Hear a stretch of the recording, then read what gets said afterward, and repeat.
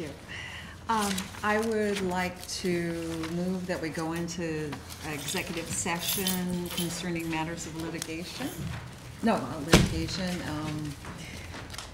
I don't know. On the agenda item with regard to the choice of the various proposals in the RFP for the That's healthcare correct. administrator? That's correct. So that would be a motion to enter executive based on the employment of a particular corporation? Yes. Would be the basis. Okay, there you go. Do we have a second for that? Councilor Kretzer? Any discussion? All in favor? Aye. Opposed? Should be relatively short. I hope I recorded my brain at some point.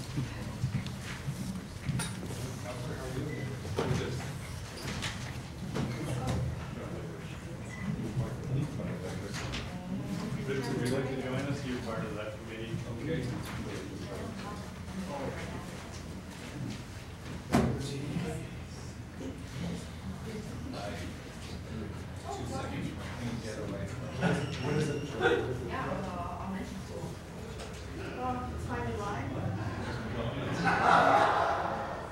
It might be because Chad's promoted, but it could be. It could have been something. Yeah.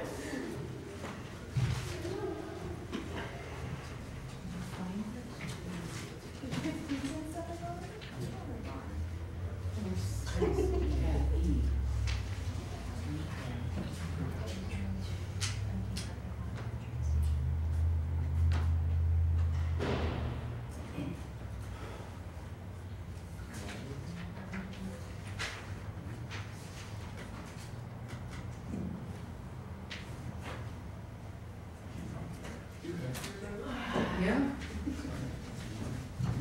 Was it sad when you think, oh, I thought he was already dead? Died 7 times. Yeah.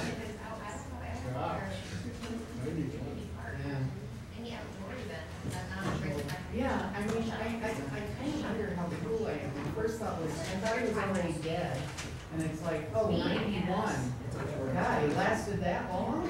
It's like I'm just building upon the guilt.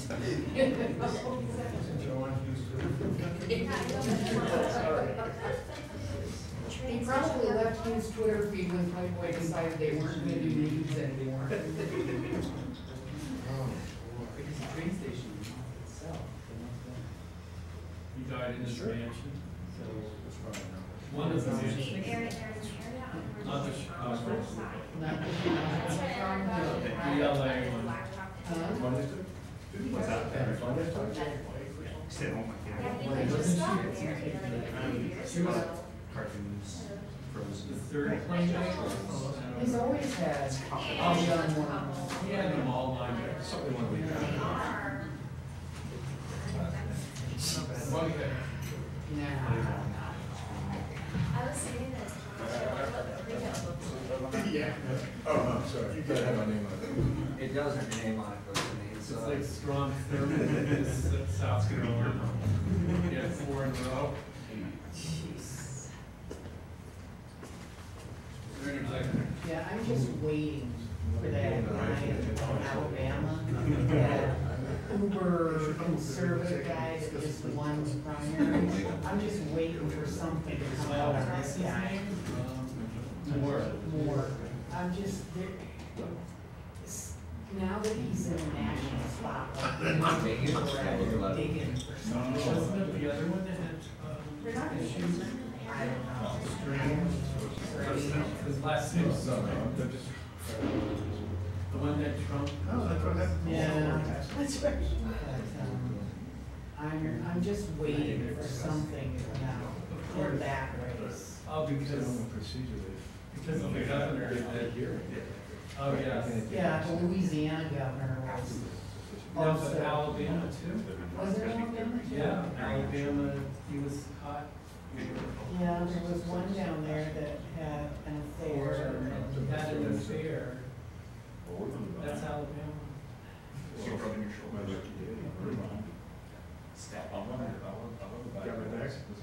I can't keep up.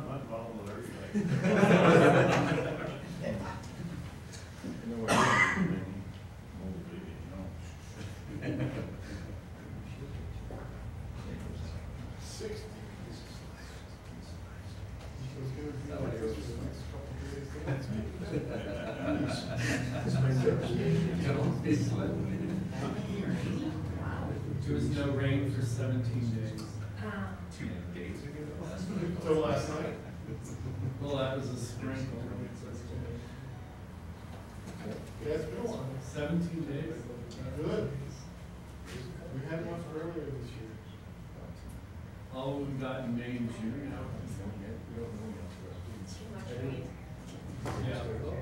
Well, somehow we're gonna pay for this. They're saying the full is.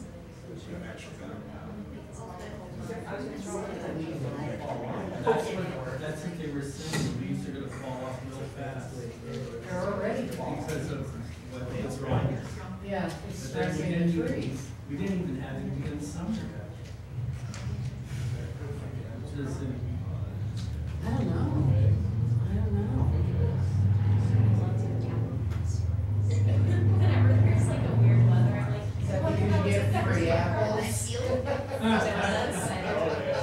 feels amazing. You're like a superhero.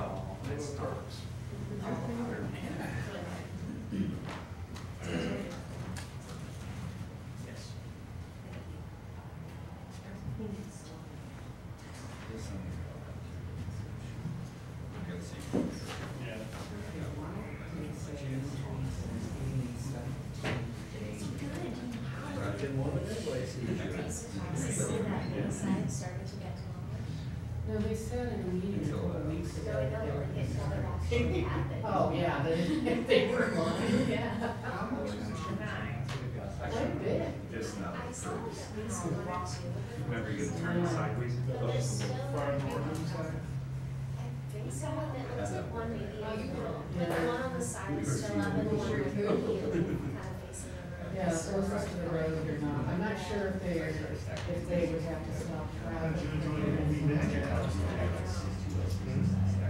they already have Christmas decorations up at the hospital. Well, you guys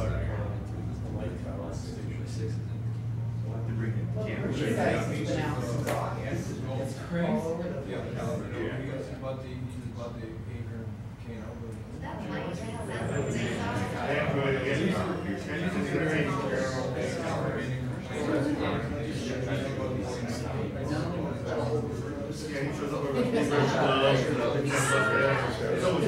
Leave the tile sitting there. Anyway, yeah, you bought the K&L building.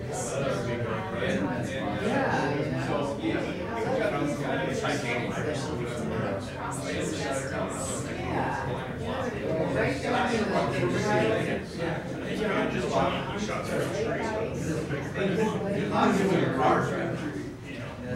Perfect ring there.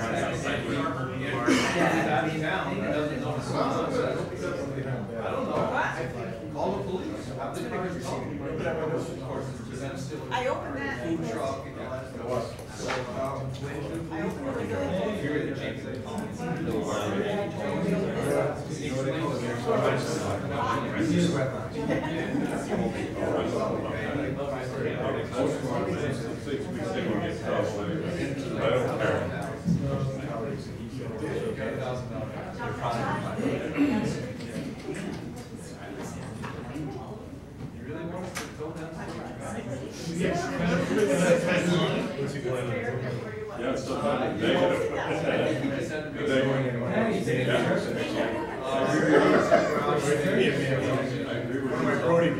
Call a spade a Sorry, spade. you got water. the same thing, we're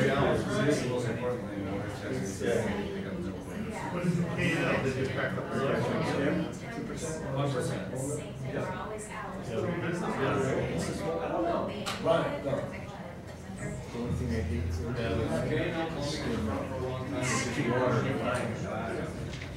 It always looked like it does. Yeah, you always, you ever see them like wash out the back of it, it's in the dairy, that's what's. There's a bunch of shit that you can do with this. Oh, bulldozers are good, as long as it's.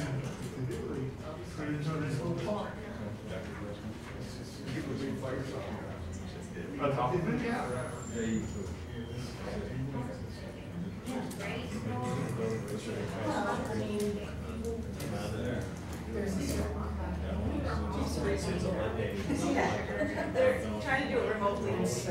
if they think they can make somebody else do it, then Why did the issue is the wood? Why did the issue is the wood? Yeah, yeah, it should have been, it should have.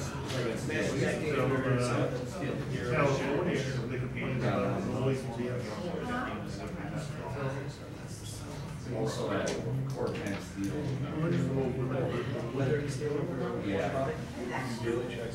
You know, it's a state change. The rest of the now they're taking all that.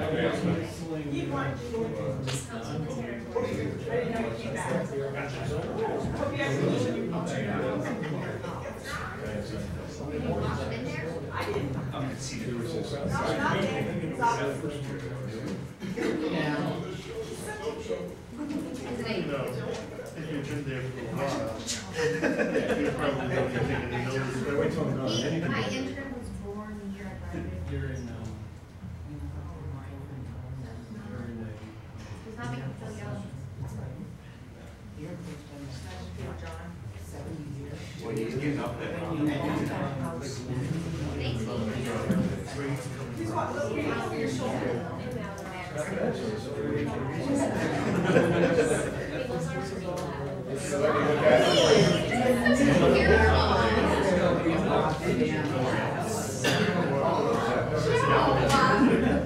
Half a block from There you go.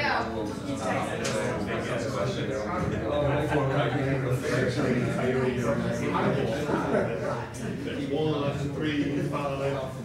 You could hear them. Because, I mean, every couple hundred feet is the railroad. You could hear them playing whistle. You did? How was he doing? He did the ceremony. Oh, it was.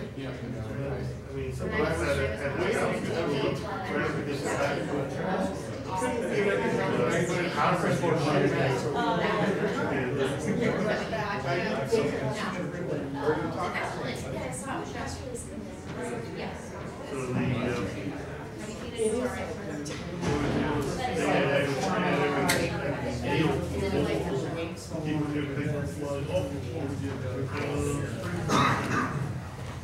There's been many times that I mean, one of them said, in there, doing that. Oh, God. Take a seat again, huh?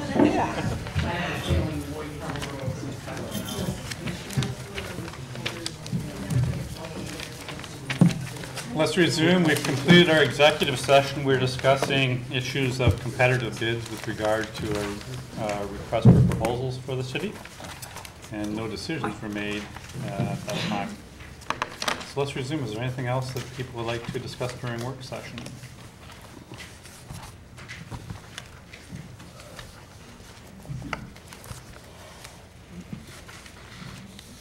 Councillor Armstrong, would you like to do a presentation? Sure. I'm going to do it from, this will be my podium.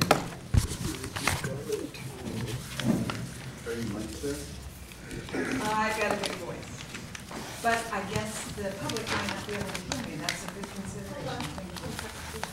I'll do the audio is what for the video. So tonight I hope we'll begin to launch a discussion about what to do with the existing law, whether we want to keep it. Could you, Joel, could you put that light switch? There you go, thanks. Yeah. Whether we want to keep it, revise it, go back to the 2007 law, and I consider whatever we do this evening just to be the initial steps, but hopefully within the next couple meetings, we can make some kind of decision that will give the public enough time to prepare for the snow that will come and what the city's expectations and requirements are. So I kind of want to first draw upon history in your packets. You have, you know, a brief history of snow removal in Plattsburgh, a perennial problem. And at your leisure, I would like you, council, to just, you know, I know some of you have seen it before, but just to, you know, get a little bit of a historical perspective on the ways in which various other councils have viewed the problem. But I think we should also rely on some research. You know, the Citizens Snow Removal Advisory Committee did a good job of presenting the problems of what pedestrians face if they try to get from here to there and the obstacle is snow. They made a recommendation, which the council did not accept, that the city take on that responsibility. You know, we're way beyond that. I'm just reviewing this for the sake of history. And then after that, seeking a solution, Councilor Dowell and I came up with the wording for the existing law, which includes a fine structure, which should be in your packet as well. So, but here, I just want to frame this discussion by taking a look at a really fabulous document that actually Karen Farrington supplied to me when I embarked on this kind of journey to find a solution for snow removal. And it's by Marcia Scott and Brandon Rudd of the Delaware Institute of Public Administration. And what this big, thick study is a look at municipalities all over the nation and how of those, the best practices for how to deal with the forces of Mother Nature. And so I'm just gonna walk you through this very briefly, because I think,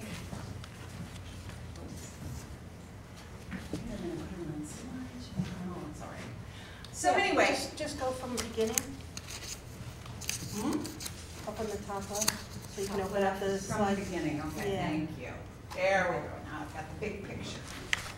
All right, so they did this research, as I stated. I love this graphic because, you know, everyone here knows that despite the fact that we have a law, we find situations like that all the time. And particularly, you know, that portrayal of a man who's trying to get through with his motorized wheelchair is arresting. So, I mean, something pretty basic that they do is lay out why it's so important to properly describe through law and enforce snow removal ordinances. You have to ensure public safety, provide connectivity, something we definitely don't have here, and access. Support health and multimodality mobility, safeguard public assets. So there's two considerations that I'd like you to think of in terms of how to approach this problem of whether to keep our ordinance or not. One has to do with their guidelines, this study's guidelines for developing local ordinances, and the other has to do with ADA requirements. So in beginning their study, they started off with the question, why is it so hard? And we might ask ourselves the same question. Why is it so hard to solve this problem of keeping our streets clear of snow and ice? And you know, I think if you look at these, you'll see things that probably crossed your mind.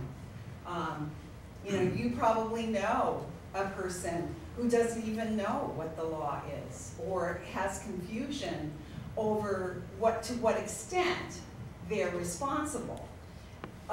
We all know, I mean, it's just a reality that enforcement has been, for one reason or another, having to do with what kind of personnel we have to cover it, the enforcement has been a problem. And then there is this nagging one that I'm still trying to figure out. How do you deal with those people who are physically incapable of clearing their own property?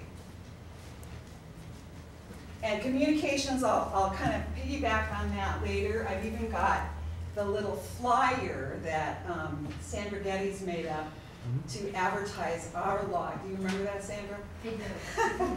Because I think regardless of what we decide to do, our mission should be to make the public aware of what the rules are and what the consequences are. So this is a recommendation. Notice, be consistent with ADA. I think that's why I've been kind of as dogged about this issue as I have, because I've heard a lot from the disabled community, and so it was validating to see that this study's recommendation were that you really need to comply. So those are kind of no-brainers there. Specified responsibilities, provide a response timeline. Ours does that. Our law does that. But enforcement need consistency, need penalties. I think those are two areas that the council really needs to take a look at if we're going to have a law that winds up producing safe streets during after a snowstorm. Okay, here's a good little example. Madison, Wisconsin. Here's the features of their snow ordinance. Now, I think it's just really cool that this is stated so concisely. I know it doesn't come from the books, but here's the basic profile of it.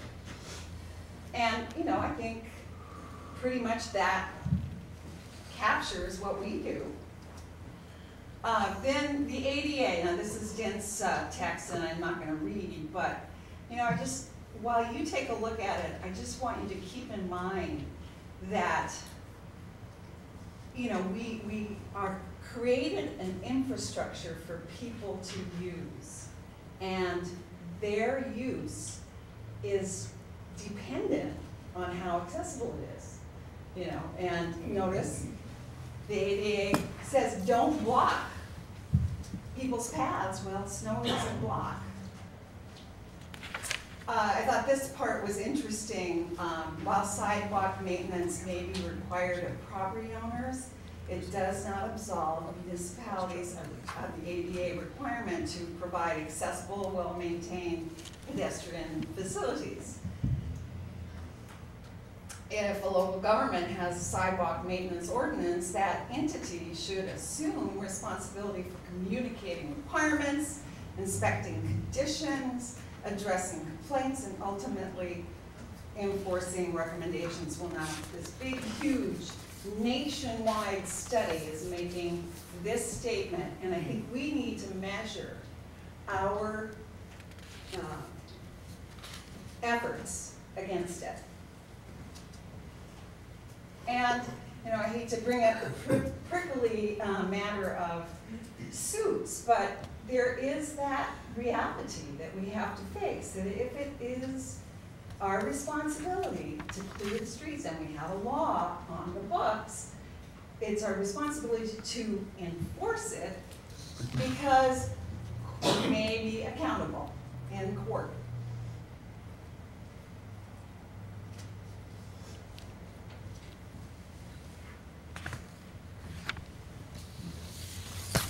I don't think these are unrealistic photographs, by the way. So how do you, once we decide as a body whether we're going to keep this existing law developed in 2015, passed then, or change it, however we decide, we need to make sure that all of the department heads involved in the process of clearing the snow, or all the people we decide are going to be responsible for enforcement, they know exactly what the expectations are and their responsibilities. And then the public has an opportunity to be crystal clear about what they're expected to do. And I'll show you the door hanger in a minute. I love the idea of a telephone hotline. I'm not sure what that would entail, but we kind of have that going, don't we, Joe? The building inspector's office. That's where all the complaints are lodged, but anyway, can't find.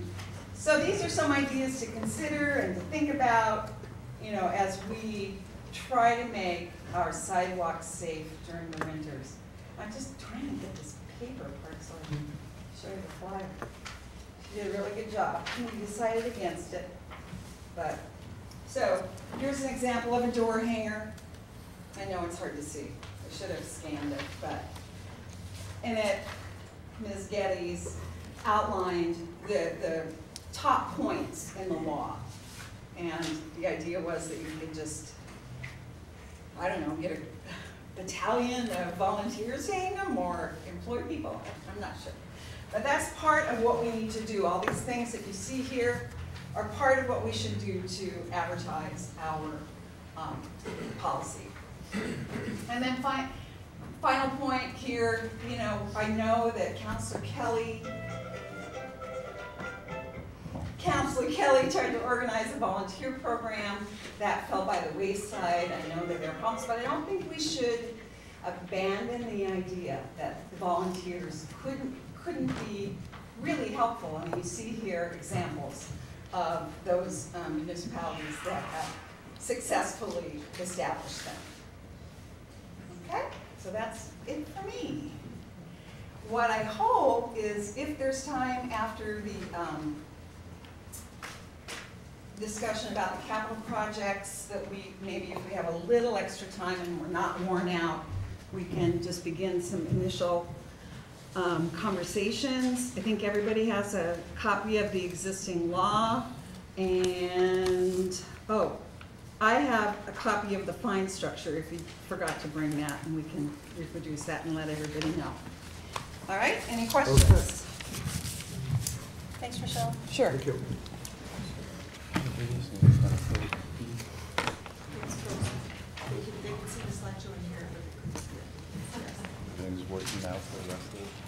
The audio is not good. They've been trying to remote in, but the guys have been trying to fix it. It's all right, Josh. Is it okay? It's not, yeah, it's just broken. Well, thank you very much. Prepared to begin the meeting then? Begin the meeting with the Pledge of Allegiance, please.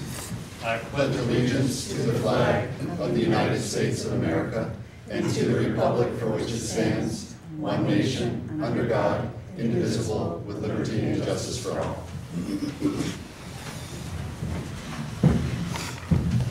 Roll call. Mayor Reed? Present. Councilor Armstrong? Here. Councilor Kelly? Here. Councilor Dowdle? Here. Councilor Ensel? Here. Councilor Casper? Here. Councilor Kreutzer? Here.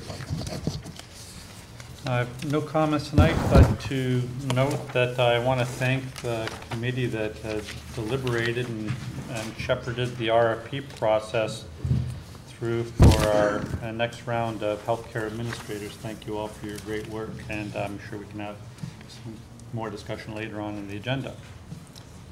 Continue, please. Resolved that the minutes of the regular meeting of the Common Council held on September 21st, 2017 are approved and placed on file among the public records of the City Clerk's office. Moved by Councilor Dowdle, seconded by Councilor Kelly. Any discussion? All in favor? Aye. Opposed? Passed. Resolved that the payrolls of the various departments of the City of Plattsburgh for the week ending September 27th, 2017 in the amount of $474,177.10 are authorized and allowed, and the mayor and the city clerk are hereby empowered and directed to sign warrants drawn on the city chamberlain for the payment thereof. Moved by Councilor Casper, second by Councilor Armstrong. Discussion. All in favor? Aye. Opposed? Passed. Resolved that the reports as listed are hereby ordered, received, and placed on file among the public records of the city clerk's office. Moved by Councilor Armstrong, second by Councilor Dowdle. Discussion. All in favor? Aye. Opposed? Passed. Resolved that the bills audited by the Common Council for the week ending September 29th, 2017 in the amount of $652,293.76 are authorized and allowed, and the mayor and city clerk are hereby authorized and directed to sign warrants drawn on the city chamberlain for the payment thereof. Moved by Councillor Kretzer, second by Councillor Kelly. Any discussion? All in favor? Aye. Opposed? Passed. This is the opportunity for any individuals to come and please address the council. We have two opportunities for public discussion. One is now with regard to agenda items, and there'll be another public comment period at the end of the meeting for any item. So please, if you'd like to come forward on agenda items only at this time.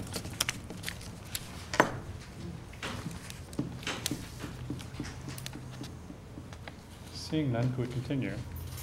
Resolved in accordance with the request, therefore the Common Council approves the North Country Mustang Club to hold their annual all-Ford show at the U.S. Oval on Sunday, July 29th, 2018. They request electricity, use of the city trailer stage, and tents will be directed. Certificate of insurance and dig safe permits will be required. Moved by Councillor Dowdle and second by Councillor Kretzer. Discussion. Roll call, please. Councillor Armstrong? Yes. Councillor Kelly? Yes. Councillor Dowdle? Yes. Councillor Ensel? Yes. Councillor Casper? Yes. Councillor Kretzer? Yes. Resolved in accordance with the request, therefore the Common Council approves Plattsburgh Half Marathon Inc. to hold the Plattsburgh Half Marathon on Sunday, May 6, 2018. Moved by Councillor Armstrong, second by Councillor Ensel. Discussion. Roll call. Councillor Armstrong? Yes. Councillor Kelly? Yes. Councillor Dowdle? Yes. Councillor Ensel? Yes. Councillor Casper? Yes. Councillor Kretzer? Yes. Resolved in accordance with the request, therefore the Common Council approves the City Chamberlain to adjust the 2017 sewer fund budget for additional chlorination costs through a transfer of appropriations from contract services and parts accounts with year-to-date surplus balances. Moved by Councillor Casper and second by Councillor Kretzer. Discussion. Roll call. Councillor Armstrong? Yes. Councillor Kelly? Yes. Councillor Dowdle? Yes. Councillor Ensel? Yes. Councillor Casper? Yes. Councillor Kretzer? Yes. Resolved in accordance with the request, therefore the Common Council approves the City Chamberlain to adopt 8 bond resolutions to support the necessary borrowing to fund the 2017 capital expenditure plan projects for $1,935,000 for various street renovations, $51,000 for rec complex facility upgrades, $882,000 for water system improvements, $17,666 for fire station number 2 design and plans, $135,000 for waterfront repairs and upgrades and bridge inspections, $156,486 for a heavy-duty truck for public works, $20,000 for a fence at Trombley Park, and $150,000 for stormwater sewer upgrades. Moved by Councillor Kelly and second by Councillor Ensel. Discussion, please. Roll call. Councillor Armstrong? Yes. Councillor Kelly? Yes. Councillor Dowdle? Yes. Councillor Ensel? Yes. Councillor Casper? Yes. Councillor Kretzer? Yes. Resolved, after review and comparison of the respondent presentations, it is recommended by Mayor Colin Reed to award Burnham Benefit Advisors a 3-year contract subject to an annual review and recommendation of the Mayor and City Chamberlain providing healthcare broker services to the City of Plattsburgh based on their response to the city's RFP for those services. Moved by Councillor Dowdle and second by Councillor Armstrong. Discussion, please.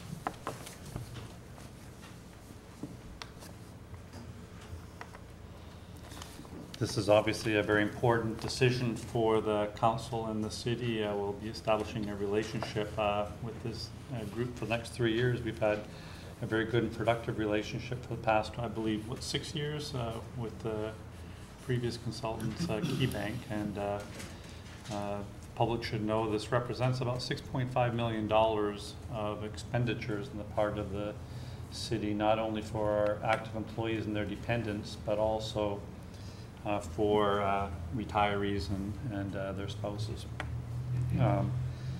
Obviously, this is a very fast-moving, very complicated benefits package. The healthcare benefits are changing almost by the hour these days, it seems, and we certainly very much appreciate the advice that we receive from the brokers that assist us. The fees to cover these typically come on a commission basis from our insurance providers, although the total fees to administer these programs do total about $100,000 approximately per year. We had 5 groups of groups that asked to be considered to be the healthcare brokerage firm for the next 3 years for the city, including the group that's been providing us that service in the past number of years. As I mentioned earlier, I'm incredibly impressed by the diligence of the committee that was assigned to do that. The members of that committee you might want to know are Rod Sherman, an expert in healthcare who assisted the local school districts in a number of deliberations on healthcare. Rosemary Souza volunteered to assist us in this as she is a healthcare expert with Northern, assuring they weren't one of the people that applied to be our brokerage. We certainly appreciate her help. Also, our legal counsel, our Chamberlain, and our assistant in the implementation of DRI also assisted within the city to help in those deliberations as well. We did discuss briefly the various competitive aspects of the proposals in executive session, but we remain able to try to answer any of your questions if you still have any remaining questions to ask. Seeing none, roll call please. Counselor Armstrong? Yes. Counselor Kelly? Yes. Counselor Dowdle? Yes. Counselor Ensel? Yes. Counselor Casper? Yes. Counselor Kretzer? Yes. Resolved in accordance with the request, therefore the Common Council approves 2 police department employees to attend a federal suppression hearing in a drug case that resulted in death, which was being investigated through the local drug task force in Syracuse, New York, from October 4th through 5th, 2017. The total cost will not exceed $168 and will be expensed from the asset forfeiture fund. All other expenses will be paid by DEA. Moved by Councilor Dowdle and second by Councilor Casper. Discussion please. Yeah, to whatever extent that it's possible, could you explain what all of that means? It just means there's a hearing that they're required to attend to further the case at this point. A death here Yes. in the city? An overdose? Yes. And can I ask, how many overdoses have we had in the city this year? Resulting in death or just Yes. overdose cases? Yeah. I don't believe we've had any deaths this year from overdose. Okay. So this one was not from this year? No. Has that, because I believe at least several years ago, if any of the rest of you remember, there were multiple deaths from overdoses. So that number is going down? Is that a trend? In large part to Narcan availability. Okay. To lower drug. Right, right. Okay. Thank you. Any further questions? Roll call. Counselor Armstrong? Yes. Counselor Kelly? Yes. Counselor Dowdle? Yes. Counselor Ensel? Yes. Counselor Casper? Yes. Counselor Kretzer? Yes. We have one item, resolution for initial consideration. This is a request by Recreation Superintendent Steve Peters for the Fleet Feet Sports to hold 3 of 5 races at Fleet Feet Frozen 5K series in the city of Plattsburgh. They benefit various different groups, including local food shelf and the Elmore SPCA. And you see the proposed dates for these events in your packet. I'd like Councilor to Kretzer. invoke Rule 4, Okay. that we can move this into a resolution.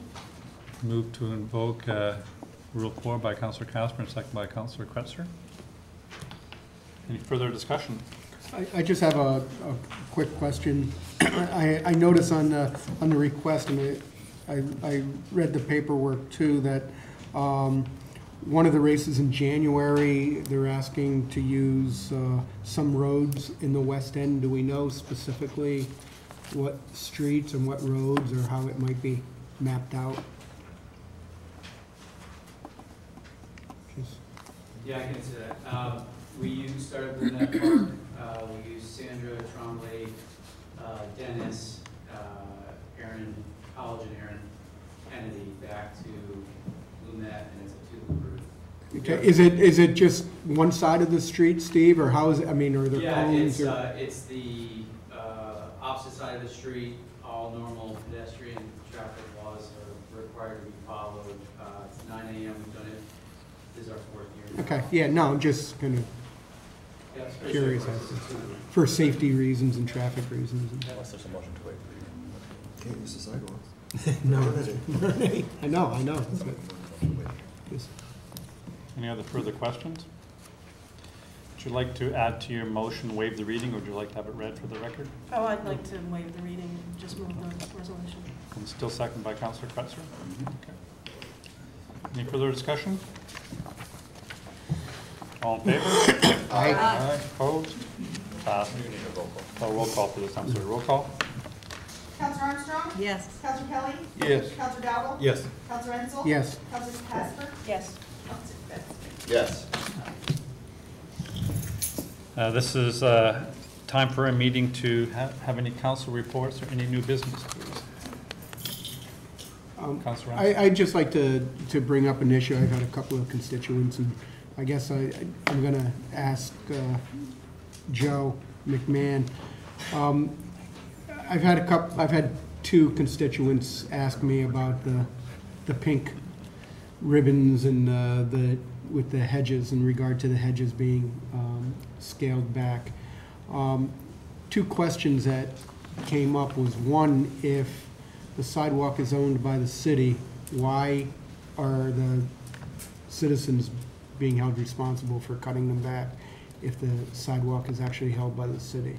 But if the hedge is owned by the property owner? But their question is, it's They're similar infringing to on city property. city property, but it's a city property. Why are they, it's similar, I guess the analogy that they used was, if you have a tree and it's going over into a neighbor's property, the person whose property it goes over to can have it cut with no expense. Which is exactly why we can cut the hedges. Right, but then why are they being charged for the service of having it cut? Because they let their property overgrow. Yeah. Well, this particular. If my neighbor had a tree overgrowing in my property and I had it cut, I would certainly make sure that they paid for it.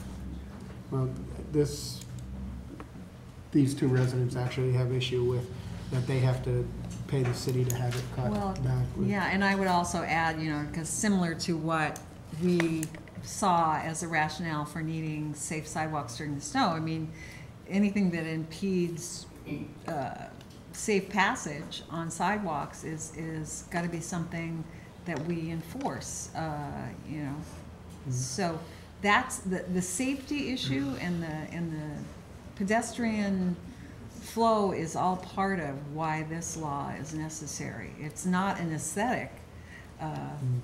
Well, that was I'm glad you brought that point up, because another argument that they had was that their particular hedge did not impede any passage by anyone disabled in any way, wheelchair or what have you. And is there any sort of discretion that can be used in that way, that if the hedge is not an impediment, an impediment on passage by, why would they? But who makes the judgment as to whether it's an impediment? It has to be 7 feet above the sidewalk. And then it has to measure 7 feet. to the sidewalk. So it's not 7 feet. if we don't have objective measures, then we have to revisit too often, I think, what people contest. And it's a matter of fairness, too. There are already plenty of city residents who have been within an inch and yet had to take down their hedge or cut them back extremely. So the law's got to be applied fairly and evenly. And I'm sure the city employees need that clarity, so they're not put in that position of having to make those judgments. I think it's our role to define the policy and their role to apply the policy. Doesn't mean you can't reconsider the policy, but whatever the policy is, I think we need to have them apply it as strictly as you intend. I think it has been. I mean, I think the very fact of complaints over the past few years in the application means that it's been applied quite evenly and fairly. And there have been attempts to work with people to slowly move their hedges back. So it's just, it's painful, but I've seen on my own street hedges yanked up and pulled out and fences put in, and There's been a lot of hard feelings about it, and I understand, but this is ultimately a matter of passability and safety. And even I've walked on sidewalks in my ward and been dodging the branches. And so it just, safety. Okay, thank you. Any other items or reports you'd like to bring up at this time? Can I say something I forgot to say? So I'm hoping that we can find resolution for whatever we decide to do with the snow removal law within the next couple weeks. And so that would enable us to get all of the public relations materials, whatever, press releases. You noticed in your packet that first of this history of snow removal there that appeared from October 15th to April 15th through the 30th every day in the local papers. So that's just one little note there. But yeah, I think we need time to plan for, and in fact, we could probably start that, and I could, you know, get those gears going with whoever else wants to, so that we can roll it out fairly soon. I think, if I may just speak on that, one concern I would have is 2014, it was the hot topic. Yes. We had 177 complaints. The year before, we had 77. 2015, we had 44. So it was a hot topic. There was a media blitz on it. Yeah. But those left who violated, I think, were mostly landlords who possibly live out of town, if not out of state. So if you hang something on the door, they're not going to get it. If you put it in the paper, they're not going to get it. If there's no electric bill directly to the homeowner and it's all separately metered, they're not going to get it in that mailing. So yeah. I think the trick is to how to reach the people. I don't know if there's sometimes a common meter in a building that the owner is actually liable for, like the hallway lights, outdoor lighting. I think we're going to have to see how to get to the people Good point. Thank you. Own that.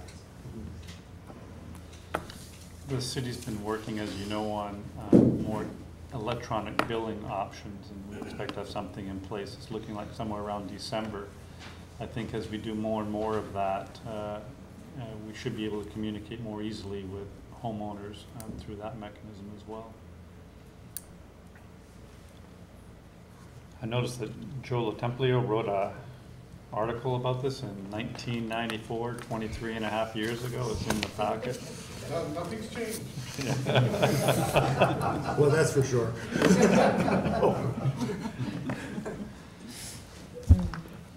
Any other new business or council reports?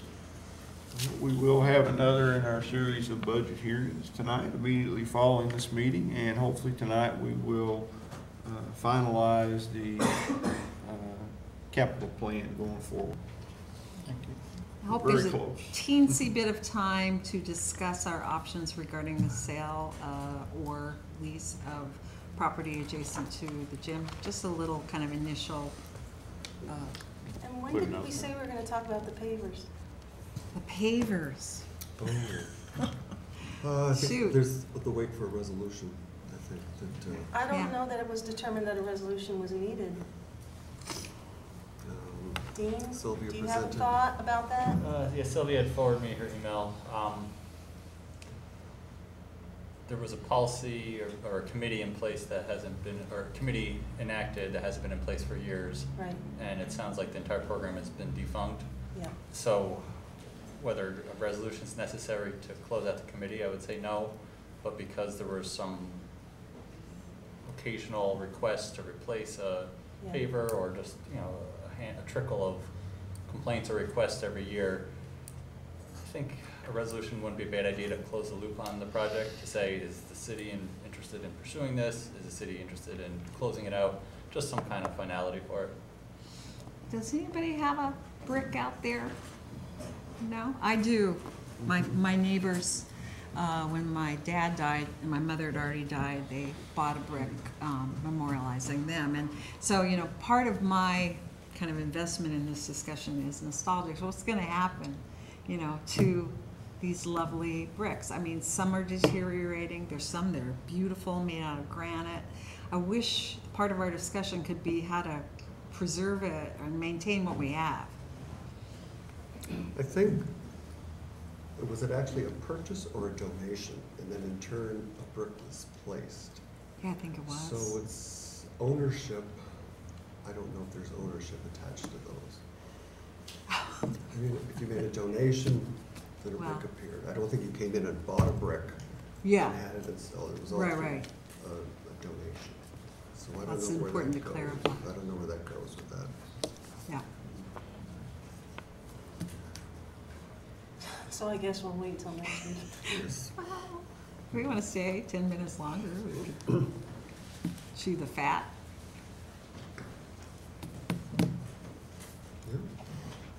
Any other items? This is the opportunity for the public to please come and address the council on any issues that concern you in the council. Please. How are you? Good, thanks, Gary. Zach Zuckerman. I work for Key Insurance and Benefit Services. To the best of my knowledge, if I understood what just happened here, we are going to be replaced effective soon, at some point. I just want to talk, if you will. I got 5 minutes, so I will. We were actually hired in 2001 by Dan Stewart, so we've been in force for 16 years. We made it through 4 different administrations. Changes all over the place. For those of you who don't know, I grew up in Plattsburgh. My family's from Plattsburgh. I worked for Mike when I was in college. I am a big proponent of the city of Plattsburgh. We've done a phenomenal job. Prior to us being on board, Burnham Financial was your advisor.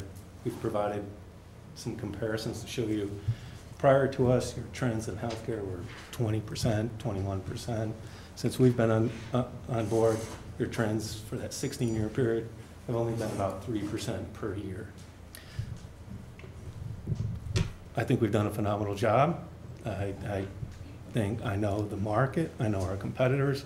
I know that we didn't get beat by price from a pricing perspective, and you know we'll do whatever you would like us to do to complete this out.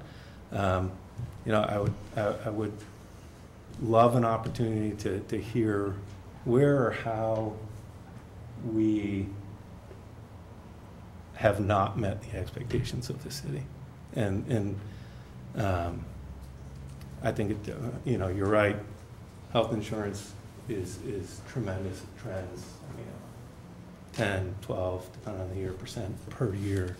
Like I said, I take a lot of pride in the fact that we've actually been able to manage yours to about 3.7% a year. And frankly, we've done it with a lot of hard work, all the time. Every day we do a lot of administrative work.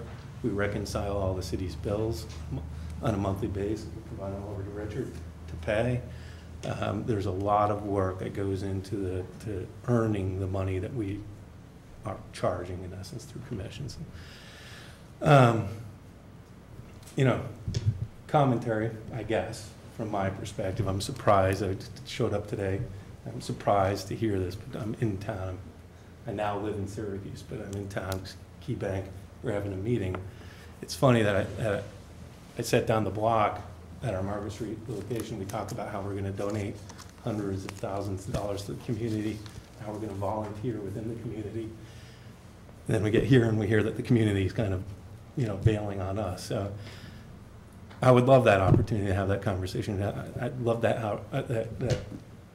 opportunity to be able to bring back to our leadership and talk about, you know, how this occurred and the decision-making process that went into it. And again, it's your prerogative to tell me to sit down, and I will, because I appreciate the history of what we've done, and I think that we've done a great job to just say it again. And you know, I'd love commentary, if you don't mind, questions that you may have had for us or have for us. That's it. Thank you. Okay, thank you. I'm certainly willing to sit down and chat with you about it, and I certainly encourage you to do this again with us. We're going to go out for RFPs on a regular basis, and I really appreciate all the work you've done on our behalf. No problem. Thank you. Any other individuals like to come and please address the council?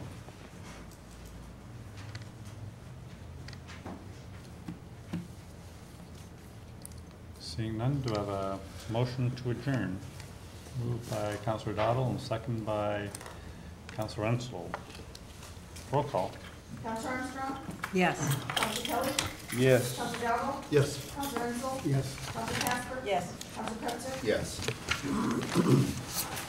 Please stay around for the capital projects hearing, and I'll pass the gavel over to my esteemed Councillor Kelly.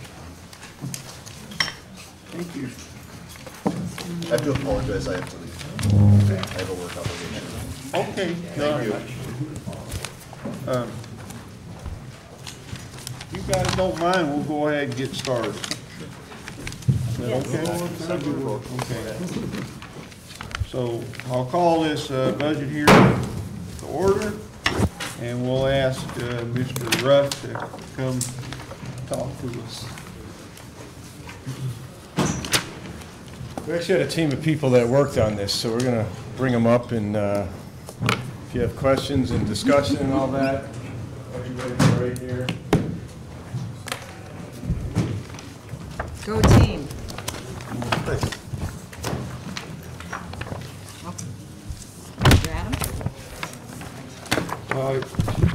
You made it big for us sight impaired people.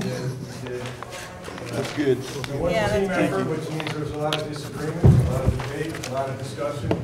I got the scars and the hurt feelings to prove it. I could see that. But I know he was 12. the product we came up with is this. I sent you an email last night on the kind of the philosophy and approach that we've been using. We basically started from the perspective of taking a guess at how much do we think you might indicate you're willing to afford. John, before you go too much further, I'd like to say that I really appreciate the level of collaboration that's taken place here. Sure. This may have gone on in the past behind the scenes, and we, the council, weren't aware of it. But to actually see you work together and see you draw on the talents of people with some great history in our city is a really wonderful thing to see. And I hope it's just a pattern or a model for the future. So thank you so much. You're welcome. From my perspective, yeah, that collaboration's been there. I've always been involved in it. Okay. So it's been a good process, and we're just basically continuing what's gone on in the past. Well, it's good that it's visible and that we can see it. Sure. So thank you for that. So basically, we took a guess at how much can a 5-year plan support.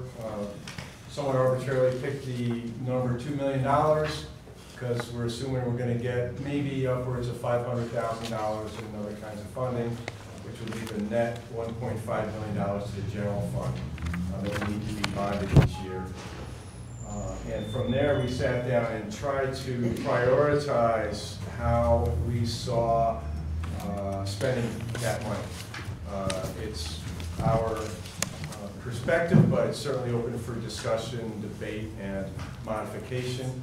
If we want to see more work done, we're certainly eager to do that, but we're going to need the money to do it. And there might be some years that are lean, when you decide we can do a little less. Maybe there's years when they're a little better, we can do a little more. And we're also taking some looks at maybe some innovative ways of pursuing some of the improvements. And there might be potential to bring the actual project cost in lower than we're suggesting here. And if that happens, then we can accelerate projects into a present year that are presently proposed for a year out. So that was the approach used in general. If you want to go to actually the last page, 7 of 7, kind of the punchline back there. The top section summarizes all the proposed work from the perspective of kind of the system that it's associated to, but what you're probably most interested in is the bottom half, where it says 2018 budget fund debits. The fourth line down in gray says general fund, and if you run across, you can see the total amount of money earmarked to be spent each year.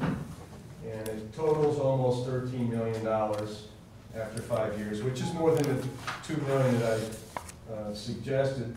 But $1 million of that is included some money for Webb Island Bridge, which may or may not be realized. The status of that bridge is kind of in flux, who owns it, and what responsibilities are there. And $2.5 million of it is in 2020 for the reconstruction of Cornelia Street, which we're hoping that we'll actually get some state aid for. What did you say, 2.2 million? 2.6 million. 2.6 million. Correct. How much, based on, for instance, South Catherine, might there be in CHIPS money, state aid? I think we average $350,000 a year in actual CHIPS money. We've got... State highways can't use CHIPS money. Understood. So you're asking about CHIPS for Cornelia Street or CHIPS in general? Well, anything. What might you anticipate would be the offset? For Cornelia Street? Yes. Hoping some kind of state aid. We're looking now at why the responsibility for reconstruction and maintenance falls on the city when we've got state highways and all that kind of stuff. Not really sure how that's going to play out. I don't know enough about the programs to say, so we're looking into that. That make sense? No? Well, you said you don't know, so yeah, that makes sense. All right. Richard? South Catherine Street, we applied for funding and it took several years to get it, but the state normally funds 95% and requires the city to match 5%. That's the way it went with South Catherine. Okay, that's what I was wondering. That's like a $7 million project.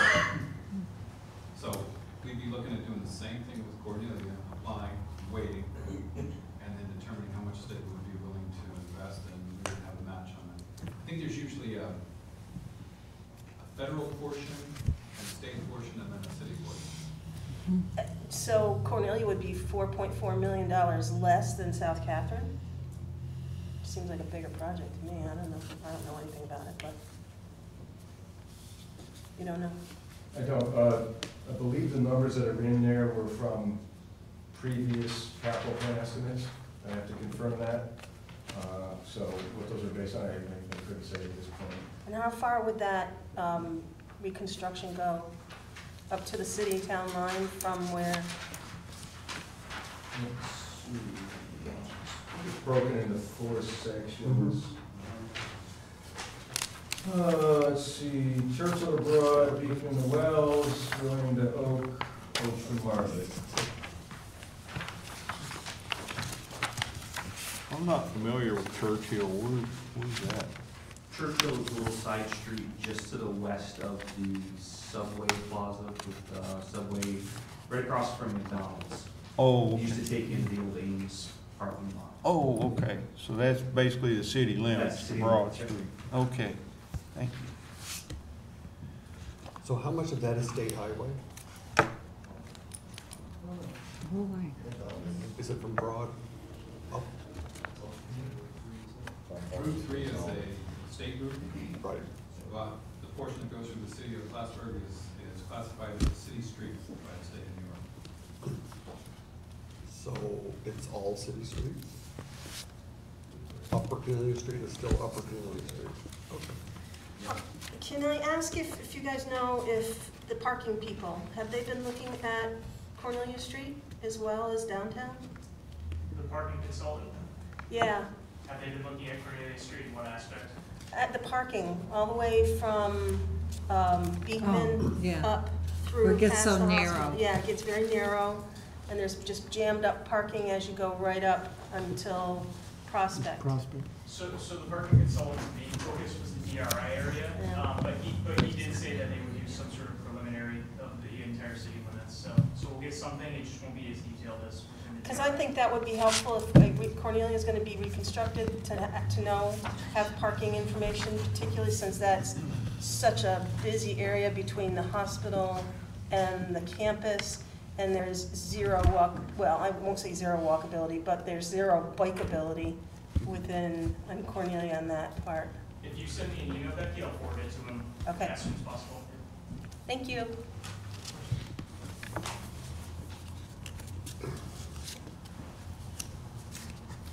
That reminds me of something, Becky, it's totally unrelated to this, but I want to share it with you anyway. My wife worked at CVPH, and she liked to park on Draper Avenue. And she would go to that crosswalk every day and, you know, look back and forth and wait for someone to stop and let her cross. They never did. So anything that's done to Cornelia Street, I hope will take that into consideration. Yeah. It is a busy street. Yeah, and you're right. It's not a good place to cross No, at all. not safe. I have a question about the Saranac River Trail, if you don't mind. It looks like that is going to be done in 2018, at least the part that replaces the old Saranac Street Bridge. Is that true?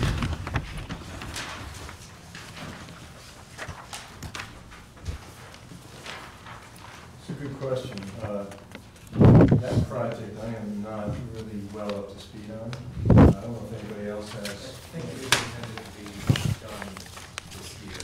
We just got confirmation to the DOT to move ahead into the design phase. Okay. I think the design phase was supposed to be done this year. Yeah. And then the actual construction done next year. I think now it's kind of shifted over the winter for preparation in spring and summer. I still need to reach out to Stantec and find out what's going on. Okay. Let's see, does that include both bridges? I think so.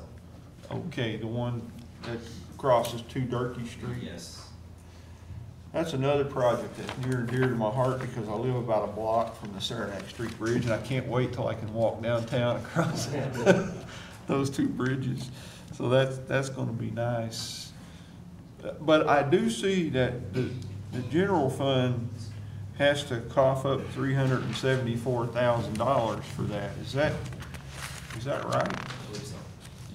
Was that the way it was intended from the beginning, or? This is a carryover. Before the capital budget had it just kind of off to the side as Fed, Chippo, and Jen. I didn't see the breakdown, but I just received the breakdown and split it out accordingly. So it has a 5-year total of $374,000. What is the breakdown yearly on that 374? It's 2018. Yeah, you're talking about that. We actually have $574,000 in the capital project designated to be borrowed for that.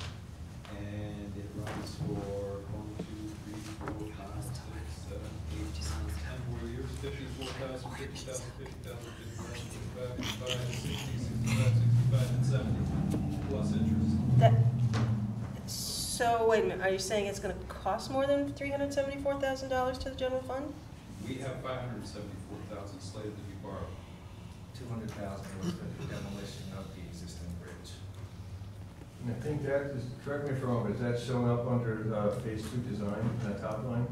200,000 of that? I believe so. So if your question is how much money is the city spending out of its own pocket? Yeah. For this, I believe it's the 574. Plus interest.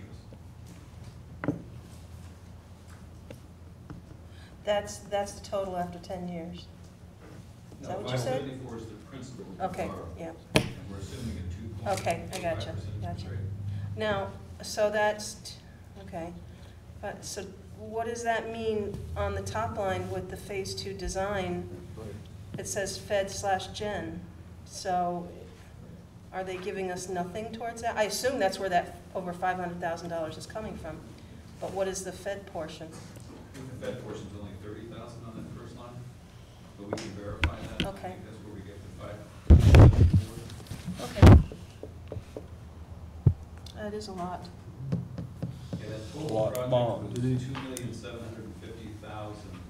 in the adopted bond resolution from back in September of 2016, of which 574 is the portion for the general fund to borrow and to match.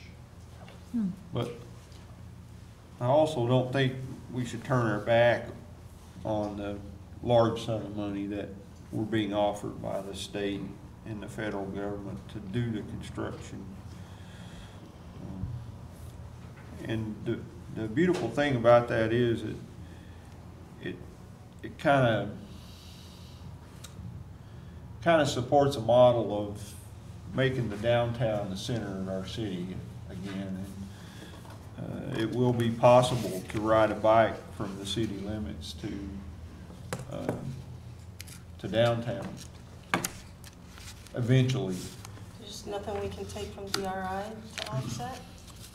We could explore that. You know, we are looking to integrate the Saranac River Trail into the whole DRI plan. We were discussing just a few moments ago a proposal to start revitalizing the Dock Street area, which is going to be the end of the Saranac River Trail, and create more of a park-like focal point down there, get that to be the recognized place in Plattsburgh where you can have access to the lake. You can do that, but people don't really have that sense. And there's even been discussion of potentially putting the USS Saratoga replica down there as well, with the cooperation of the state agencies that seem quite enthusiastic about that. So you'll hear more about that. We're trying to put some sort of plan together for you on that. So the one advantage of that is, for instance, in the match, in this example with the USS Saratoga, we didn't have a general fund appropriation for the remainder to pay for it, but given this is within the DRI footprint, we can do that. So we might be able to do some of these things with the Saranac River Trail. I don't think that helps necessarily with the bridge project, but with other aspects along Durkee Street, part of our streetscaping, we could perhaps do that with DRI match money instead. Very nice. We're thinking, and I just need to know what's in there. What's going, so were you hoping that we could reevaluate the numbers and ask? I don't think so, it's already done. A done deal? And we can't, I mean, if it's a match, it's a required match, right? There's nothing to be done about it. But what we can perhaps do though is to ensure that this is only still phase 2, it still has to get all the way to the riverfront and lakefront, that the general fund will hopefully be off the hook for that if we Right. cleverly do it through DRI. Right, Yeah. definitely. Well, that's something I'd like to pursue. Mm-hmm. That justifies this spending if the If you know DRI where can it be stops. used for Yeah. phase 3. Yeah. I mean, we need to do the whole thing. Can't have part of it unfinished. Oh, another question. Does that include the portion that goes from the bridge to the middle school behind the police It department? only connects from, it counts 2 bridges and takes it to Broad Street. Now, And phase 3 is from Broad Street down to the waterfront. Now, I was told that there was gonna be a sort of a spur trail that went to the middle school behind I'm the, not sure about that. I've heard talk about the Empire State Trail coming up and tying into the Saranac River Trail as a connection from bottom of the state to Canada. Mm-hmm. But I'm not sure the spur you're talking about. okay, okay. Maybe I dreamed that. Thank you.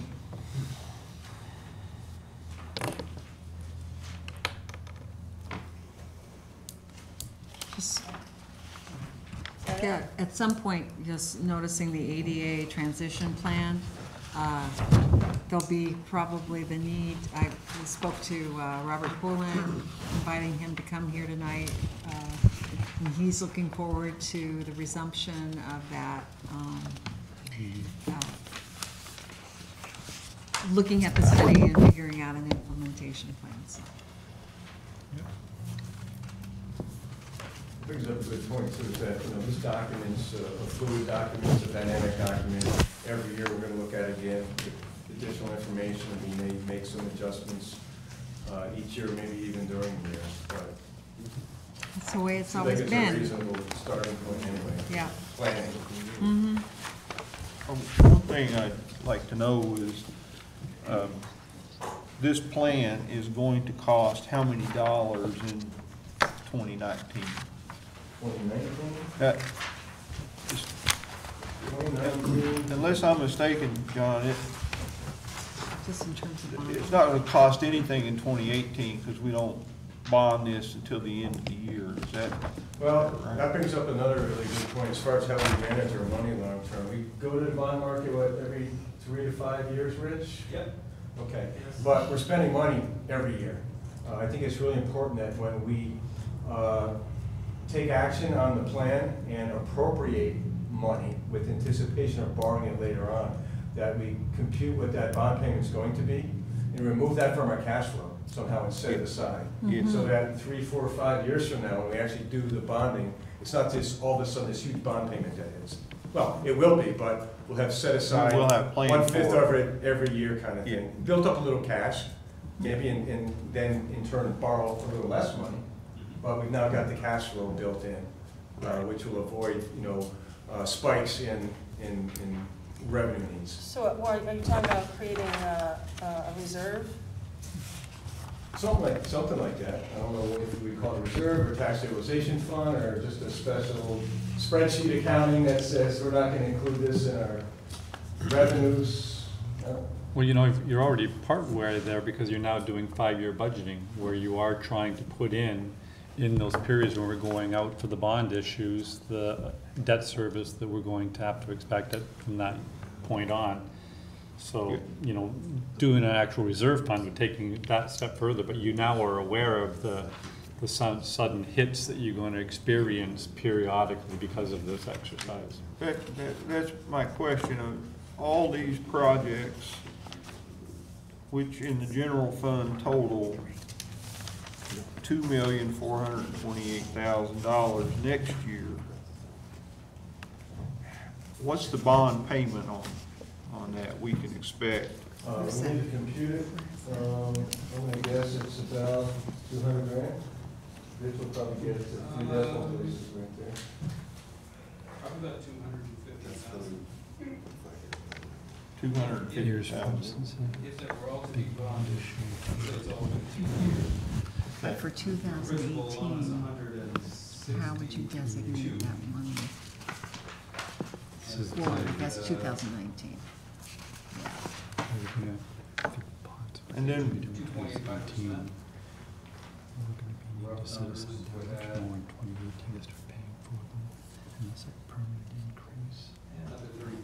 So, yeah, 20,000. Right, so if that 200,000 is not already built into the 5-year plan, and I haven't looked at it for a while, so I don't remember, we should build that in to the 5-year plan every time we look at the plan. we will do that, and I guess it would be important then to adjust that every year, depending on what changes with the capital plan. Correct. And my final question is, what are we retiring in the way of bond payments next year? Not very much. Not very much. So I've got the schedule on that. It goes down, a little bit each year for the next 5 years, but not very much. Now, We retired a large block in 2016, 600,000, which was everybody's hope that would have a big impact on the general fund. And it did in the debt service. If you look back, it was only $1.2 million for debt service. Now we're going up 700,000 to 800,000 a year because of the additional projects that have been out there for 4 or 5 years, which we've been advancing money to through bands. Kind of like using a line of credit. And then finally, we're gonna put it in place, and it's gonna add $700,000 in debt service. So all that 600 that we retired, right back on the books. And that's typically what's gonna happen with these items. However, that $2.5 million in 2018 won't affect debt service until 19. If you're spending it in that year, it's typically not gonna be borrowed until the end of that year. To replace the advance funding that we put out. correct me if I'm wrong, but I think in a perfect world, you would retire more, same as or no more than your bonding. It would be great. next year. We would love to do that, but the infrastructure has had so many needs, and, you know, the escalation of the debt service has been phenomenal. It's just gonna keep going up, because these things are 10 to 15-year lives that we're financing right now. Okay. Well, it's like John was saying, if we're cognizant of what it costs us each year and we plan for that, we're in a better position than if we don't. So absolutely, that's a good thing. One of the reasons that you brought up how fluid and dynamic the document is the equipment and buildings, and especially when it relates to police and fire in particular, aren't really well represented here. Kind of focused on streets and a small amount of equipment, but we're going to work on some fleet management plans when it comes to that kind of stuff, and taking a closer look at buildings. So just want everybody to understand that this document, you know, as new information comes up, new priorities arise, we're going to change it as we need to. And those especially affect more of the forward years. I mean, for the budget purposes now, we have to figure out what we're going to do in 2018, obviously. But as you remember, this year, you all started looking at your 5-year plan in January, which is only about 3 or 4 months away. So if we can do some of that analysis for the 5-year effects of what you'd like to do, and then incorporate in that 5-year plan, so we can really see what it's going to cost us and are starting to plan ahead for it. I think we're, you know, that far ahead of the ballgame. Yeah, I was just thinking that at some future council meeting soon, we should pull that 5-year plan back up and plug in the 2017 operations budget, and then plug in the capital budget as well, and see where we stand. So when we do start that planning, we'll have accurate figures to work with. Absolutely. Okay. Anybody have any other questions or concerns? One of your approaches, I understand, is to do a mix each year of major road projects, but also repaving, so we can start getting some of the, just the grind and fill kinds of projects done. So they're proposing a mix to you. I've been encouraging a mix that certainly allows us to get to the major projects, but still be able to do a few blocks or miles or so, or even eventually a few miles every year of filling. That's what we're going to need to eventually get to if we're going to stay ahead of everything. And they're really trying to incorporate regular maintenance of our roads as well as the major repairs. I'd like to say this about the group. I know the water and wastewater side of the capital plan I've been doing for a lot of years. All the rest of it is very, very new to me. And these guys really know their stuff. The information that's gone into here has been based on all their input, their experience, their debate, their hard work, and all that. It was actually a pretty enjoyable process. But yeah, so thank you. I think you can almost see the effort coming off these pages here. You guys did a great job. Thank you so much. So are we ready to pass this capital budget in next week? Everybody's comfortable with it? Okay. Thank you so much. Thanks, guys. Thank you. Greatly appreciate it. Thank you. We wanted to have some discussion also about snow removal. Well, I'm going to ask Hey, before we do anything else, before we adjourn the budget hearing, I must ask members of the public if they would like to come speak to us. Seeing none, I'd like to adjourn the meeting. Okay. Thank you. Thank you. Sorry, I forgot. But before we launch into snow removal, and I promise you it doesn't have to be a very long discussion, is everybody conversant with Dean's summary of our options? It's been a couple weeks now. Yes, my question is, and I think it's a recurring issue, is enforcement. No, I'm sorry. I didn't adequately explain this different topic about the use of the building next to the gym. Right. Does everybody recall what he said our options were? And do you feel prepared to discuss it, or would you like another week? I would prefer another week if we could, yes. Okay. I'd like to have Dean here when we discuss. Yes, it. okay. That's a very good point. All right. So can we? There's some legal ramifications that I'm not fully conversant with. So we'll set the date for that discussion and request that Dean stay with us. Yeah, And maybe we have it at the top of the. Yeah. All right. Okay. And then I don't need, I mean, just tell me what you need about making the decision regarding if there's any resources or. No, I just think we just need to discuss the options with Dean guiding us as to what it means, what the options mean. Okay. And then with snow removal, do you have any questions or anything you need? I guess my question that I have is, this is probably a stupid question. Why are we revisiting this? What was the problem? Very good question. That leads to needing to go back over this? I think there's a fairly widespread sentiment, at least among those people I've heard from, that are, generally speaking, our sidewalks are not clear.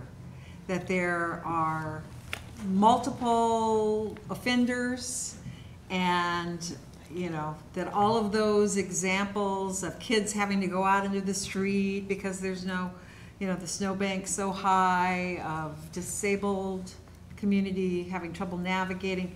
And very frankly, and I think anybody from enforcement would agree, that there hasn't been, I don't think that the building inspector's office can field the number of complaints to keep up with the sidewalks so that we can put the other part into place.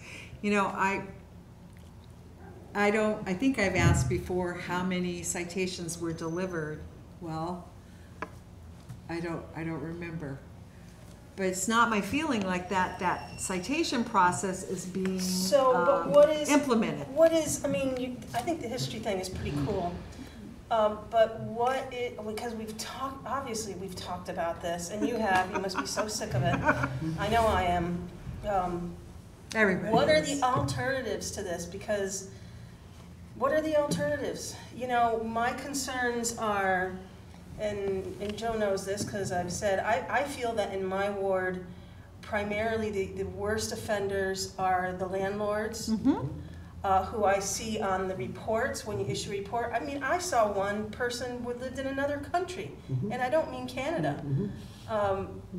So those are really big offenders, as well as some landlords who are here. And also, by the way, I hate to say it, but businesses and nonprofits, such as churches. That's right.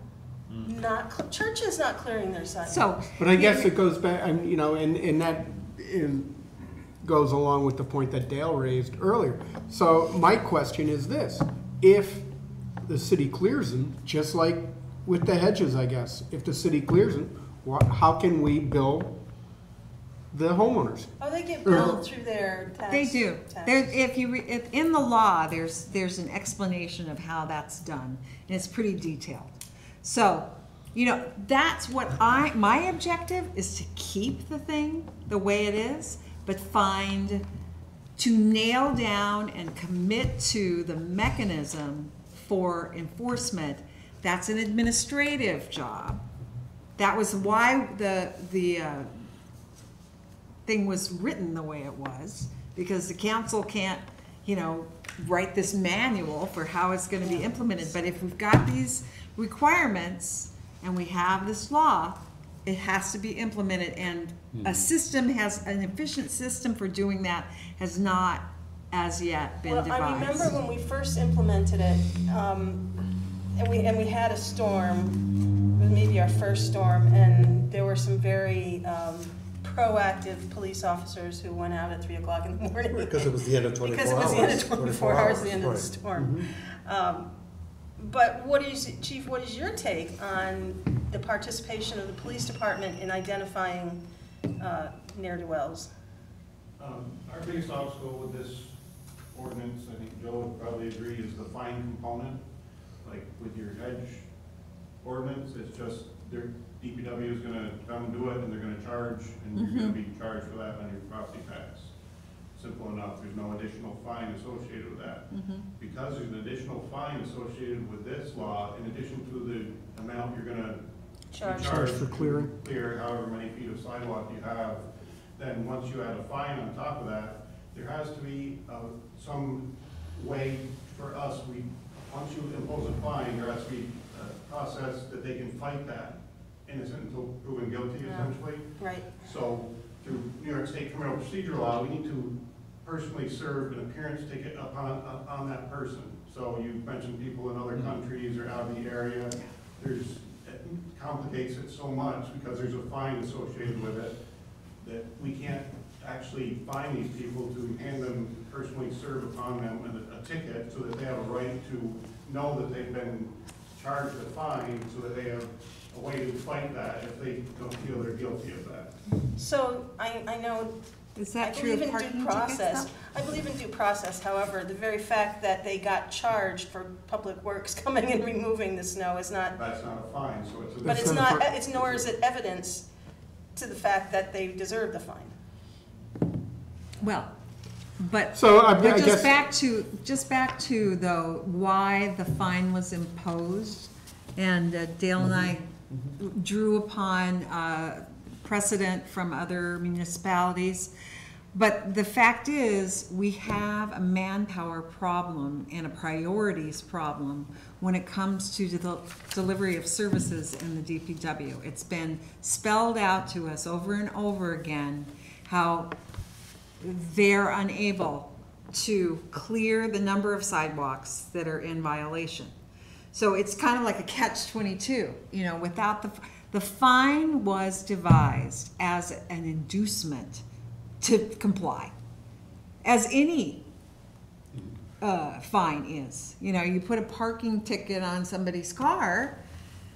Well, what if I'm driving, you know, I mean, what if I'm driving my friend Sally's car and I forget to give her the ticket? I mean, I don't know if that's analogous, but there's just got to be a way. I mean, how do other municipalities do it? And maybe that's what I need to bring you next week, as a concrete example of the implementation process for a fine system.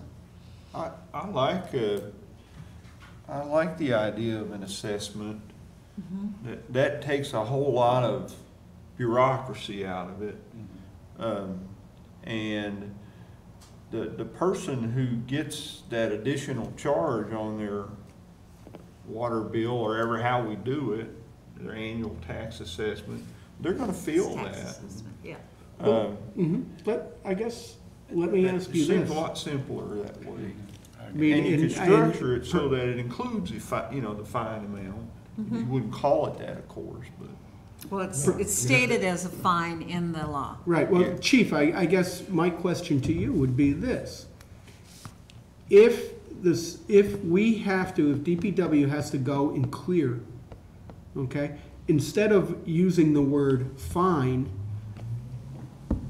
say, come up with a different terminology, such as additional assessment, repeat offender, lay it.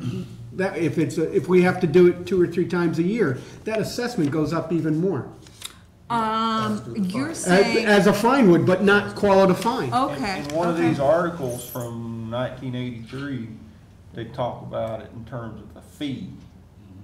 So that that would be. Then we get around all that. Then you get legal around entanglement. calling it a fine. And we'll do it. We'll do it for you. We'll show up and do it, but you're gonna pay. That's basically what it says. I just have a quick question. He's pointing out the newspaper article. Here. I'm curious, have you gone back through the old minutes of the city council meetings? No. To find out why they may have abandoned the idea in the past or didn't, do No. things a certain way? I only relied upon the newspaper accounts. I mean, some of the things may be antiquated by now, but that might be another resource. So let me ask for clarification about what you're saying. You have a charge that is the labor charge for removal. Which inconsistently is applied. because of the limitations with manpower. It's inconsistently enforced. Enforced, because- yes. Right, but the fee would be this, would always There be- is a formula for the Okay, fee. so we would have that, but then you're also talking about adding another user fee to that besides the charge for the man. Well, yeah, I mean, so it seems to me that in the process, you get a notice in which you say you're gonna be charged this fee. I like that a lot. And then if, you may be even given a certain amount of time. That would require a revision, I do believe, because that would entail more monitoring, you know, is this person actually gonna remove the snow? And if it gets to DPW, then if it's still not shoveled, they will remove it. I think your question is that fee just a cost of removal plus overhead plus all that kind of stuff, which should be in there, plus the cost of not being able to collect from some people, all those things should be in there. But I don't know if we can charge a punitive fee on top of that, because then it goes into the due process Yeah, thing. you're changing the name of it, but it's still a punitive action which would require due process. Oh, But just the actual cost Gnarly. of doing it's still gonna be pretty expensive Yeah. enough to get people's attention out of it. Perhaps we have to re-examine the actual fee that's Okay, Joe's charged. ready to go. Yeah, I'm ready. Oh, so am I. There you Yeah, are. I'd just like to speak to this for Sure. a second. So this law that the hybrid of it that we've been working on, it's been around since about 2007. And it's always had a fee. There's always been a charge for Public Works to do it. But the fine was introduced a couple years ago, and that complicated it and legally complicated it. So the fee's always been there. The fees are pretty high. It's quite a deterrent, you know, for, I think, 75 feet of sidewalk, it's $225. But And that's I know if like the Terry Miron, service. who's over by you, who has a Yeah, sidewalk that yeah. goes around, I think he got a bill for $1,000 Yeah. or $1,500. Sorry for blurting. No, that's fine. But that's if the service is performed. Okay, so, couple of terms that have been thrown around, lax enforcement, that's like nails on a chalkboard. Oh, for I'm me. I mean, sorry. it's like, we all do the best we can. We get right out there, we turn it over to Public Works, yes. Public Works comes as soon as they can, but when it's a snowstorm, they're busy doing other things. But they get out there as soon as they can, and they do it, and they charge them. I don't know that it's ever 2 or 3 days for Public Works to get there, but they're certainly not getting there in half an hour. No. So, you know, Pay we're a done. contractor like you do if somebody has to have the car Yeah, towed? we've talked about this. The You know, committee talked we about worked through. I work with on the committee this year, and you know, I talked about intent of this law. What is the intent? If the intent is to have a mechanism to go deal with somebody's sidewalk that we've found out is not clear, we have that. That's here. If the intent is to have all of our sidewalks clear 12 hours after a storm, there's no way city 24. personnel can do that. We just can't visually get out, and we don't have the manpower for that. I don't know how we would, I don't know how we would. When does the clock start on the 24 hours? At the- Public Works announces the end of the storm. We'd have to ask Mike how, maybe he gets it from the National Weather Channel or something. They call it, yep. I remember reading then it's with it by noon after the end of the snowstorm. Okay. Somewhere. Yes, that was in something that was put up here, so, yeah, they announced the end of the So storm, it's put on our 24 city hours website, it's after 24 the- hours. And that It could could be be 1 revised. hour if the snowstorm ends at 11. But that's the thing, you know, that's an aspect of the current law that could be changed. Instead of 24 hours after the storm, it could be 24 hours and then, you know, what if that's in the middle of the night? You can't, you know. So I don't know how you would adjust, Right. but you have to give people a realistic time frame. Oh my God, Although this 24 just hours drives is me very crazy. generous compared to a lot of other places we looked at. It's very generous. Yes. I mean, another complication I see in one of the things that you posted was the end of the crosswalks, that the homeowner is responsible for that. And You know, I think they are now, they have to make good faith effort, but the snowplow goes by, Yeah. plugs that up however many times the plow goes by, and I don't know That's how you right. can make sure the homeowner goes out and clears that every time. So that's been, you That's can imagine how many of recommendations. those there are. I mean, there's. Best practice, There's that's a all. couple dozen right from here that I can see, so I mean, there's thousands of those, I don't. And I'm sorry if I seem to put the onus on you for the enforcement. I didn't really intend that Yeah, I at mean, all. we've got 3 field inspectors, we got a small office, and the problem with Absolutely. this is that it comes out of nowhere. We've all got our schedules already That's set, right. and then boom, there's a snowstorm, and we're getting complaints, so, yeah, it's been on a complaint basis, and I know some people would rather it be proactive, but I don't see how any of us could do that. Well, really, it kind of morphed back into a complaint basis as a result of, kind of talking with chief, the police, and others, because the citation process for violators couldn't be figured out. How do we get the manpower out there to patrol in order to see that we have safe streets? Mm-hmm. I don't think we have enough manpower to cover this, neither in DPW or certainly not in Joe's Oh, God, office. no. And the police have better things to do, I'm afraid, than police this. To me, the best answer is to find a way to pay for it and have the city do it. And I know we've discussed that, and I know there's a lot of pros and cons for doing it both ways, but if we ever really want to get this done, I think that's the way to go. And every time, this is not the first time I've seen this collection of newspaper articles, and nothing ever changes. It doesn't But matter let me ask you this one, Mike. how it's structured. I went out in my ward a couple years ago and took a walk after a snowstorm and after the 24-hour period had expired, and there were, if I remember correctly, there were 49 buildings that hadn't cleared snow. And my ward is small, so that means there's like 300 or so buildings in the city that didn't get cleared. Now, who's going to enforce that? 300? Are you guys going to be able to handle 300? Yeah, I mean, I don't want to stand up here and say we can't. And that's, I mean, we But want you to have to help be as best we realistic can. about it. Of course you And, can. we had 90 complaints last year. I think Public Works cleared 2. Most everybody else cleared their own. So we do verify they get cleared. The problem is it takes 24 hours before that's done. And I think what you are looking for, and certainly we're more sensitive to the ADA community now in the last 5 years with as we should be. There's just no way per this law to be able to boom after 12 hours to make sure every sidewalk's clear. I just don't see how.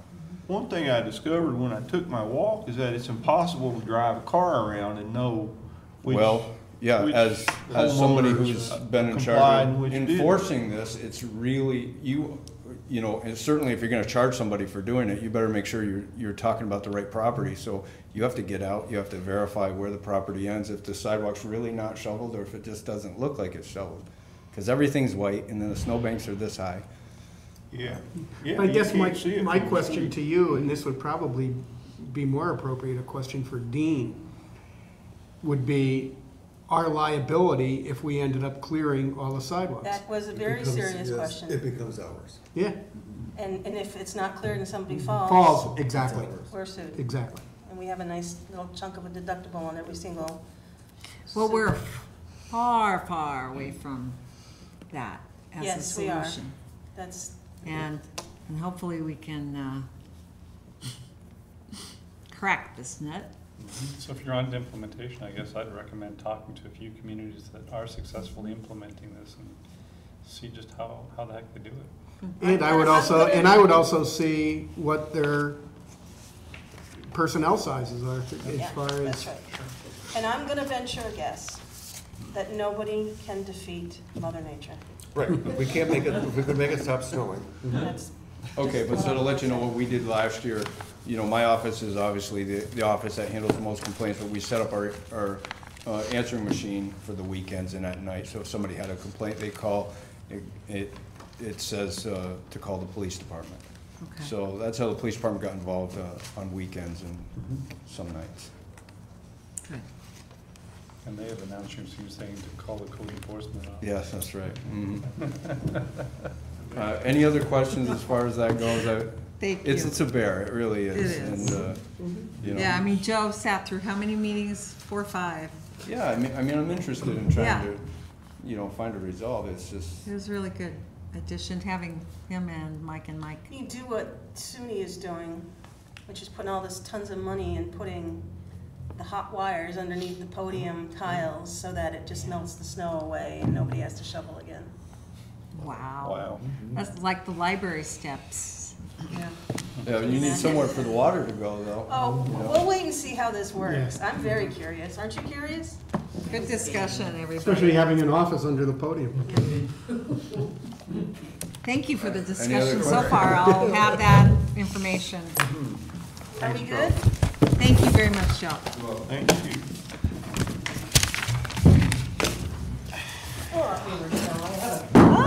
Flippin' thought. I had a rather flippin' thought. What's that? Get rid of all the sidewalks. That's. I like that idea. People in the West End would. I like that idea. I mean, I live in a subdivision with no sidewalks. Right, right. Get rid of all the sidewalks, then you have to worry about them. You bet. Or maybe just have I didn't think that sidewalks. would be a good idea. Have sidewalks on one side of the street. What about publicity, like they do for taxes? So-and-so didn't trouble along, they got to pay this much of a fine? Huh?